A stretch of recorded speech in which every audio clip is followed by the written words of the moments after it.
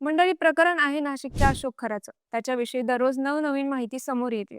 या अगोदर त्याच्यावर लैंगिक अत्याचार, बलात्कार, जमीन हडप करणे, फसवणूक करणे असे आरोप होते. त्यात एक नवा धक्कादायक आरोप समोर आला, ज्यात त्याने शेतकऱ्याचा जीव घेतल्याचं सांगितलं जात आहे. तर एका जागी मुलाला गायब केल्याचीही तक्रार आहे. त्याच्यावर तक्रारीचा मोठा ढीग जमा झालाय. त्यात पोलिसांचा तपास सुरू असून एक एक धागा उलगडत चाललाय. त्यात या नव्या प्रकरणाने याला नवीन वळण आणून सोडलंय. मंडळी समजून घेऊया नेमकं काय आहे सगळं प्रकरण या व्हिडिओच्या माध्यमातून. नमस्कार, मी प्रीती आणि तुम्ही पाहतात देनंका.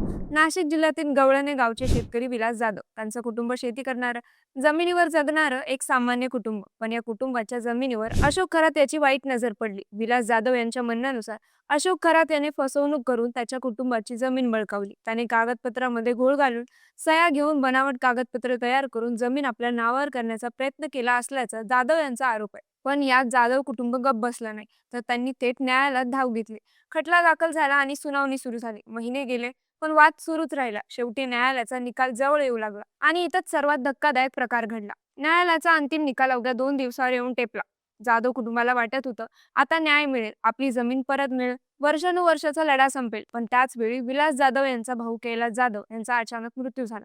पोलिसांना सांगण्यात आलं की हा एक अपघात होता, पण विलास जाधव यांनी यावर विश्वास दाखवला नाही, तर थेट आरोप केला की हा अपघात नसून खून होता आणि हे काम अशोक खरातनी केलं. विलास जाधव यांनी स्पष्ट कारण दिलं की न्यायालयाचा निकाल 2 दिवसावर होता आणि तो निकाल त्यांच्या बाजूने जाणार होता हे खरातला माहित होतं. म्हणून त्याने विलास यांच्या भावाला रस्त्यातून हटवलं. आता पोलीस या प्रकरणाकडे गांभीर्याने पाहतात. विलास जाधव यांनी तक्रार केल्यानंतर पोलिसांनी तपास सुरू केला. यात भावाचा मृत्यूचं नेमकं कारण काय, तो खरोखर अपघात होता की सुपारी देऊन केलेला खून, या सगळ्याची चौकशी सुरू आहे. अशोक खरात याच्या विरोधात आधीच अनेक तक्रारी होत्या आणि आता या नव्या आरोपामुळे हे प्रकरण आणखीनच गंभीर बनलंय. मंडळी, हे एकट्या जाधव कुटुंबाचं दुखणं नाहीये, तर नाशिक परिसरात अशोक खरात विरोधात अनेक शेतकऱ्यांच्या तक्रारी येऊ लागल्या. जमीन बळकावणे, फसवणूक करणे, धमकावणे या सगळ्या आरोपाचा ढीग वाढतो. दररोज नवनवीन पीडित समोर येत आहे. त्यातलं एक प्रकरण आपण पाहिलं. दुसरं आहे जमिनीच्या घोटाळ्याबाबत. अशोक खरातने शेतकऱ्यांना धमकावून 40 एकराहून अधिक जमीन नाशिकच्या पाथर्डीत बळकावली असल्याचं उघडीस आलंय. तो अमावस्या आणि पौर्णिमेला यायचा आणि गावकऱ्यांना फशी पाडून त्यांच्याकडून जमिनीचे व्यवहार करायचा.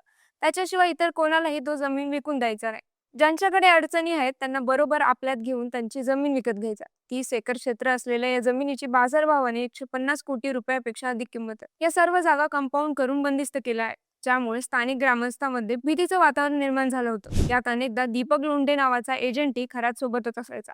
लोंढे हा सिन्नर परिसरातील जमिनी खरेदी विक्रीच्या व्यवसायात सक्रिय असून खराचा अनेक व्यवहारात त्यांचा सहभाग असल्याचा संशय व्यक्त होतोय. अजून एक घटना सांगायची तर नाशिकच्या पाथर्डी शिवारातील शिवाजी खंडू ढगे यांनी यासंबंधी धक्कादायक माहिती दिली की त्यांच्या मुलाने खरातला जमीन विकली आणि त्यानंतर त्याचे पैसे मिळाले की नाही माहित नाही, कारण त्यानंतर मुलगा बेपत्ता झाल्याचं शिवाजी ढगे यांनी म्हणलं. सरकारने IPS अधिकारी तेजस्वी सातपुते यांच्या नेतृत्वाखाली विशेष तपास पथकाची नेमणूक केली असून तपास सुरू आहे. अशोक खरात विरोधात दाखल गुन्ह्याची संख्या आता 6 इतकी झाली आहे. त्याची पोलीस कोठडी 24 मार्चला संपती आणि त्याला न्यायालयात हजर करण्यात येणार आहे. खरातची जमीन व्यवहार सांभाळणारा एजंट देखील आता पोलिसांच्या ताब्यात आहे. फसवणुकीतून जमा झालेल्या कोट्यवधींच्या मालमत्तेची दखल आता आयकर विभागाने घेतली असून फसवणूक झालेल्या शेतकऱ्यांनी त्यांची जमीन परत देण्याची मागणी केली आहे. या संदर्भात अजून किती प्रकरण समोर येत आहे याकडे आता सर्वांचं लक्ष लागलंय. या सगळ्या प्रकरणाबद्दल तुमचं मत काय, आम्हाला नक्की कळवा आणि दे दणकाला सबस्क्राईब करायला विसरू नका.